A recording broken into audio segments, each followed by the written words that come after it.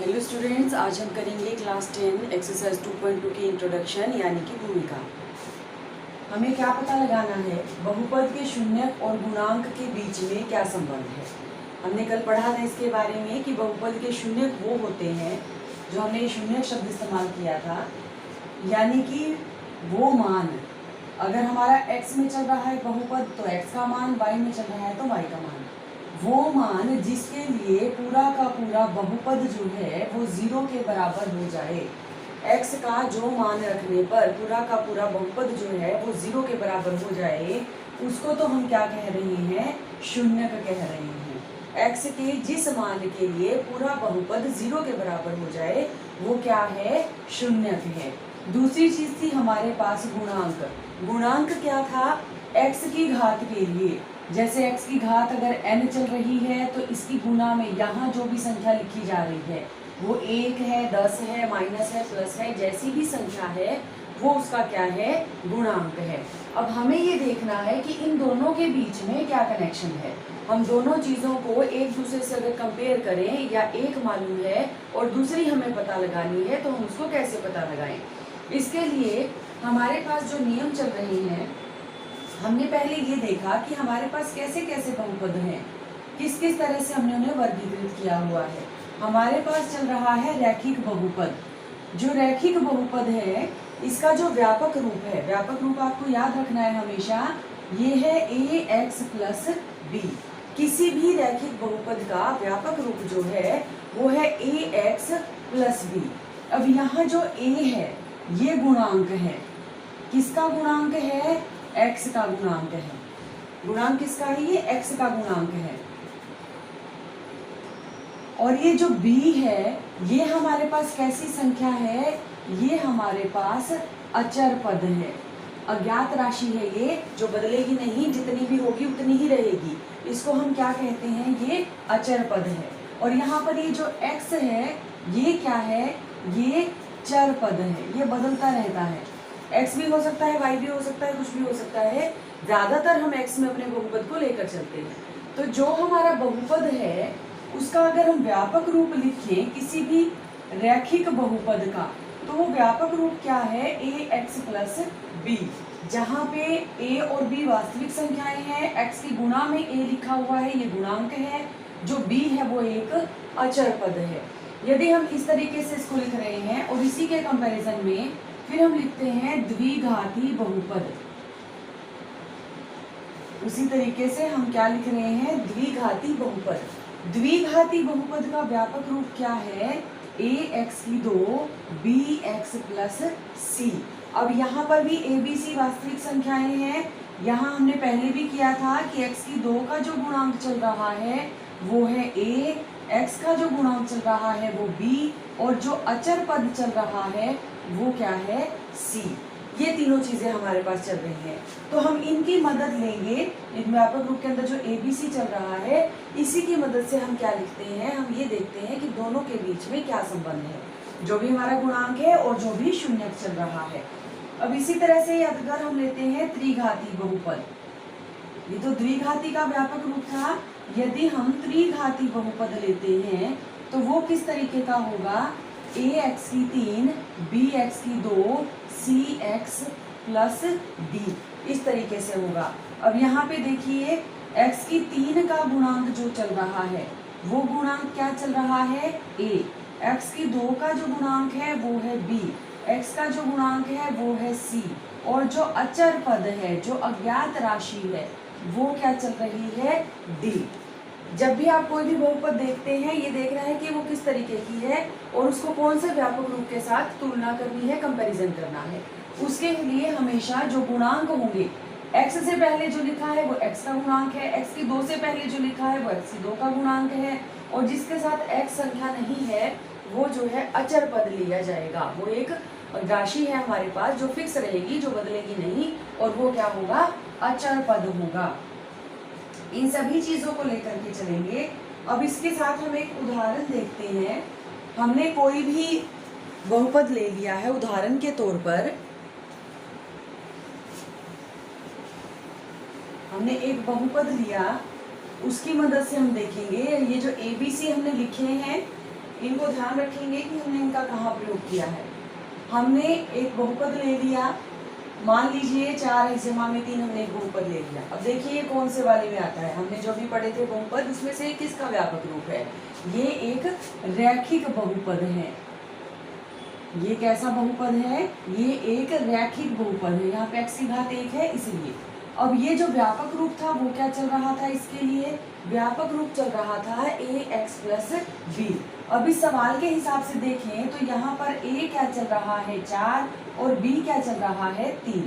x के पहले वाली संख्या, x के पहले 4 है, इसके बाद जो फिक्स नंबर चल रहा है हमारे पास, जो चेंज नहीं हो रहा वो क्या है 3 है, ये संख्या है हमारे पास। यदि हम इसका शून्यक निकालते हैं, जैसा कि हमें मालूम है शून्यक निकालने के लिए हम बहुपद को 0 के बराबर कर देते हैं, तो हमने इस बहुपद को 0 के बराबर किया तो हमारे पास यहाँ से x का शून्यक आ गया है -3/4। x का शून्यक क्या है -3/4। अब इसी शून्यक को यदि हम a b की मदद से देखें तो देखिए ये -3 है। अब यहाँ जो दिया गया था इसमें कहीं भी माइनस नहीं था, लेकिन 3 था। 3 कहाँ पर था, पीछे, यानी b की जगह पर। तो हम इसको कैसे लिख सकते हैं कि माइनस में क्या है, एक अचर पद है। रैखिक बहुपद के लिए माइनस के बाद क्या लिखना है, ये जो अचर पद चल रहा है ये लिखना है।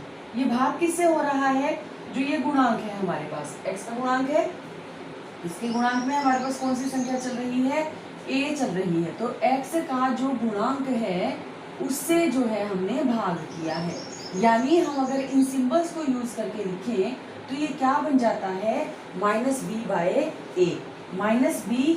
अब b हमेशा क्या होगा, अचर पद होगा, a हमेशा क्या होगा, x का गुणांक होगा। इनको जब हम लेकर चलते हैं तो हमने ये एक सूत्र बना लिया जिसके अंदर हमने ये देखा है कि शून्यक कैसे निकाला जा रहा है। अब ये जो x है ये शून्यक है, हमने बहुपद के लिए शून्यक निकालना है। वो शून्यक हमने गुणांक की मदद से कैसे निकाला, अचर पद को गुणांक से x के भाग किया और माइनस का निशान उसके आगे लगा दिया। तो ये हमारे पास फॉर्मूला है, इस बात का ध्यान रखेंगे। अगर शून्यक निकालना है किसी भी रैखिक बहुपद का तो कैसे निकालना है, माइनस के साथ अचर पद और उसके भाग में x का गुणांक। इसे याद भी करेंगे और नोट भी करेंगे। इसी तरह से हम एक और उदाहरण लेते हैं। मान लीजिए हमने यहाँ पे उदाहरण ले लिया है 2x माइनस में 5 का। अब देखिए यहाँ पे a क्या है, x का गुणांक a है तो ये क्या हो गया 2, और b क्या है, अचर पद है। तो अचर पद, अब ये अचर पद अपने निशान के साथ चलेगा, अचर पद कितना हो गया -5। और फिर से हमें शून्यक यदि देखना है तो हम क्या करते हैं, इसको 0 के बराबर कर देते हैं। 2x माइनस 5 को हमने कर दिया 0 के बराबर, 5 उधर जाकर के प्लस का हो गया, 2 गुना में था भाग में आ गया।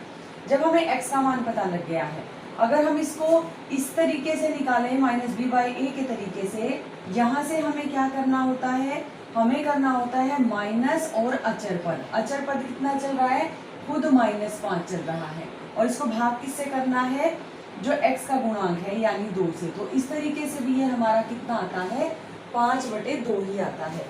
दोनों में हमने दो जो उदाहरण लिए उसकी वजह क्या थी कि पहले प्लस वाला था, इसके साथ ही माइनस का साइन है। जो भी पद है उससे पहले जो साइन लगा हुआ है वो उसके साथ चलेगा। जैसे 5 से पहले माइनस है तो ये इसके साथ आया, 2 से पहले कोई निशान नहीं है तो प्लस का माना जाएगा। तो जो भी निशान है वो निशान चलेगा। ये जो निशान है माइनस का, ये फॉर्मूले में है, इसके साथ कंफ्यूज नहीं करना है। ये फॉर्मूले का माइनस है और ये अंदर जो माइनस आया है ये दी गई रकम के हिसाब से हमारे पास आया है। तो कभी अगर दो माइनस इकट्ठे होते हैं, हमें मालूम है माइनस की गुना माइनस से करेंगे तो वो प्लस के अंदर बदल जाएगा। तो जो भी हमारे पास बहुपद दिए गए हैं उनके आधार पर हमें इनके बीच में संबंध जो है वो देखना है। इसे नोट कर लेंगे और इसके बाद आगे द्विघाती के लिए देखेंगे। ये तो हमने देखा है रैखिक बहुपद के लिए कि किस तरह से रैखिक बहुपद जो है उसमें दो चीजों के बीच में हमारे संबंध देखा जाता है कि शून्यक जो है और गुणांक जो है उसके बीच में क्या कुछ चल रहा है। अब इसी तरीके से यदि हम लेते हैं कोई भी द्विघाती बहुपद, द्विघाती बहुपद हमने अभी पढ़ा था, उसका व्यापक रूप क्या है, ax की 2 bx प्लस c, ये इसका व्यापक रूप चल रहा है। अब यहाँ पे ए बी सी जो है ये कैसी संख्याएं हैं, वास्तविक संख्याएं हैं। x की 2 का गुणांक 1 है, x का गुणांक b है और c जो है वो एक अचर पद है। ये आपको हर बार ध्यान आना चाहिए जब भी हम द्विघाती बहुपद की बात करते हैं। इसमें एक कंडीशन और होती है हमेशा कि a 0 नहीं है, द्विघाती है तो इसका गुणांक 0 नहीं हो सकता। ऐसे ही रैखिक बहुपद में x का जो गुणांक है a वो 0 नहीं हो सकता, उसको भी ध्यान रखेंगे। अब इसके अंदर हमने कहा कि इसके कितने शून्यक हो सकते हैं, जितनी भी किसी की घात होती है हम क्या कहते हैं, बहुपद की घात। बहुपद की घात कौन सी होती है, जो x की उच्चतम घात है वही बहुपद की घात होती है। अब यहाँ x की 2 है, यहाँ x की 1 है, तो इसके लिए x की उच्चतम घात कितनी चल रही है, 2 चल रही है। जितनी बहुपद की घात होती है उतने ही शून्यक होते हैं, शून्यकों की उतनी ही संख्या होती है जितनी बहुपद की घात है। तो इसकी संख्या भी क्या है, 2, यानी इस बहुपद के 2 शून्यक होंगे। हमने उन बहुपद के शून्यकों को नाम दे दिया है अल्फा बीटा का। हमने क्या किया, हमने जो शून्यक है उनको अल्फा बीटा का नाम दिया। हमें यदि शून्यकों का योग का नाम अल्फा, तो हम इसे क्या लिखेंगे, अल्फा प्लस बीटा, दोनों शून्यकों का योग। अब ये योग किसके बराबर है ये हमें देखना है, तो इसके लिए भी हमें सूत्र को देखना है कि क्या सूत्र इसका बनेगा। इसके लिए हमारे पास फिर से वही सूत्र है -b/a, लेकिन अब b और a बदल गए हैं। अब b कौन सा है, x का गुणांक है। अब b कौन सा है, x का गुणांक है, और a जो है वो क्या है, वो x की 2 का गुणांक है। अब देख रहे हैं शून्यकों का गुणनफल कितना आ जाता है, तो शून्यकों का जो गुणनफल है वो क्या है, वो है c/a। c क्या था, c हमारे पास एक अचर पद था और a तो पहले की तरह ही x की 2 का गुणांक है। तो ये हमारे पास कब होगा, जब द्विघाती बहुपद दिया जाएगा और 2 शून्यकों की संख्या होगी, तो उसको लिखने के लिए ये हमारे पास फॉर्मूले हैं। अब इसको इस्तेमाल करते हुए हम एक उदाहरण ले रहे हैं जिससे हमें ये ज़्यादा अच्छे से समझ आ जाए। हमने कोई भी बहुपद ले लिया, कोई भी हमने जो है द्विघाती बहुपद ले लिया। द्विघाती बहुपद जो हमने लिया है उसके गुणनखंड विधि से पहले शून्यक को ज्ञात करेंगे। हमने उदाहरण के तौर पर ले लिया, यहाँ पर कोई भी बहुपद चल रहा है x की 2 जमा 7x और जमा में 10। अब देखिए यहाँ पर 10 है, 7 है, हम इसको गुणनखंड विधि से यदि करते हैं तो ऐसी संख्याएं, ऐसे अंक जिनको गुणा करने से 10 और जमा करने से 7 आ जाए, तो वो हमारे पास क्या बन जाती हैं, 2x। और जब हमने इसमें संख्या ली, यहाँ से x कॉमन हो गया, अंदर आ गया x + 2, पीछे से 5 कॉमन हो गया।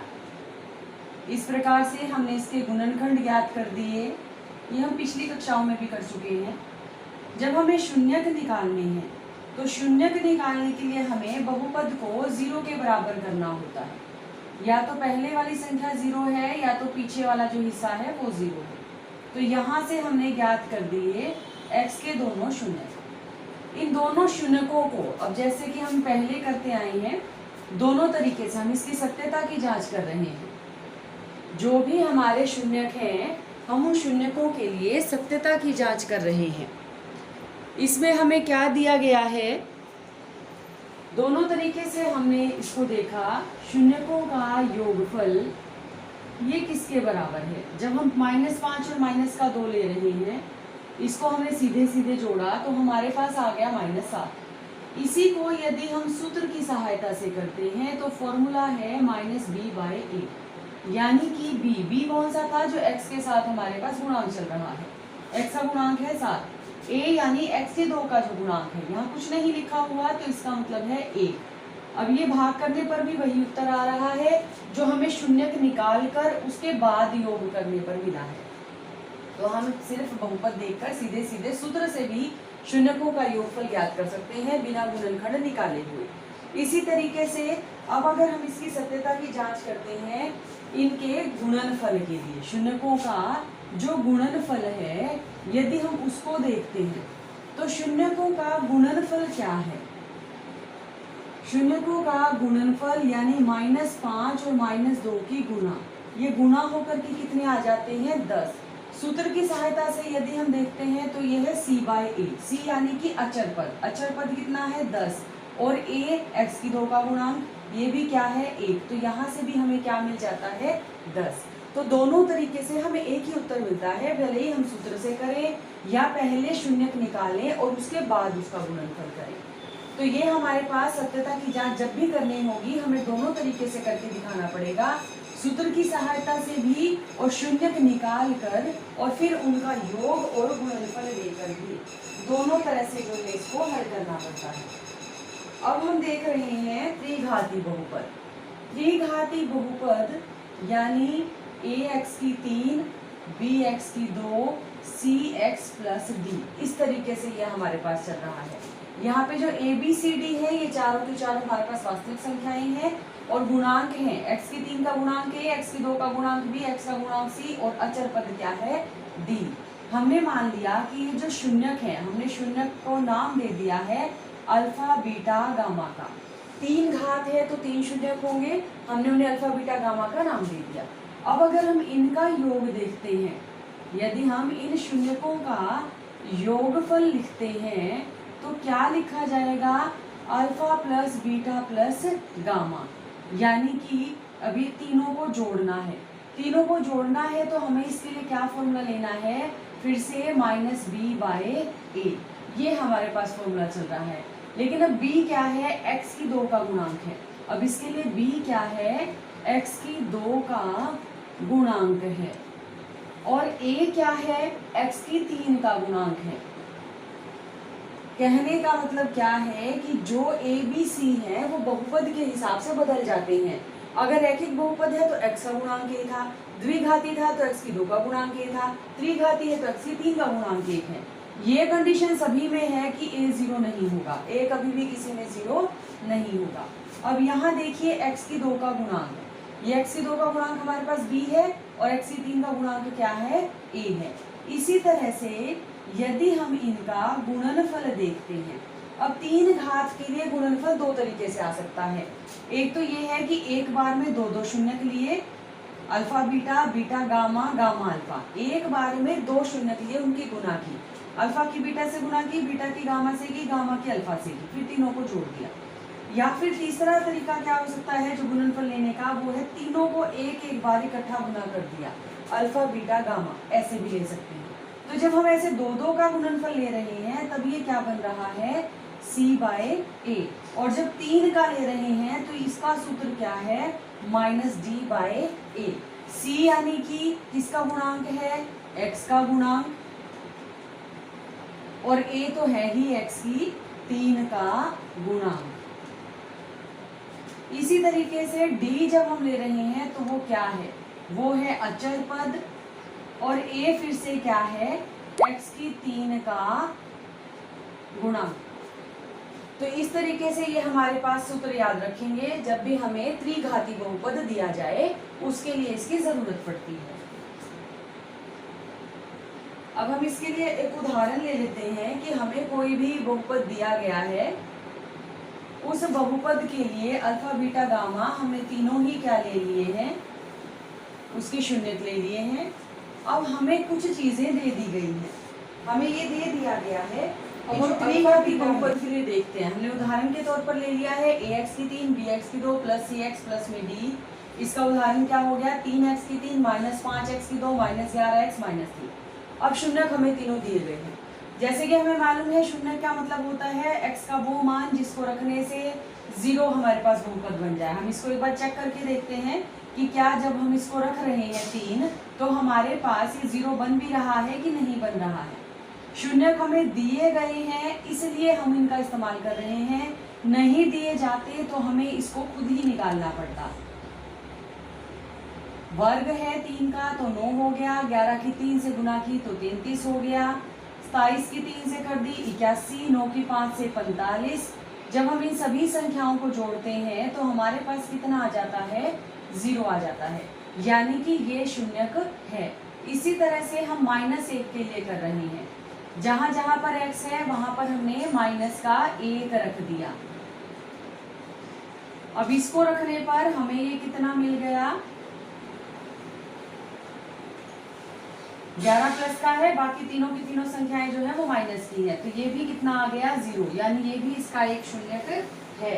इसी प्रकार से हम जो इसका तीसरा मान है उसको देखते हैं कि वो शून्यक है या नहीं, तो उसके लिए हमने ब्रैकेट में लिख दिया -1/3, इसका घन -1/3 का वर्ग -1/3। अब ये कितना हो गया, माइनस का 1/27, माइनस का वर्ग प्लस हो जाता है, ये माइनस माइनस भी प्लस हो गए। अब इसका हमें एलसीएम लेना पड़ा,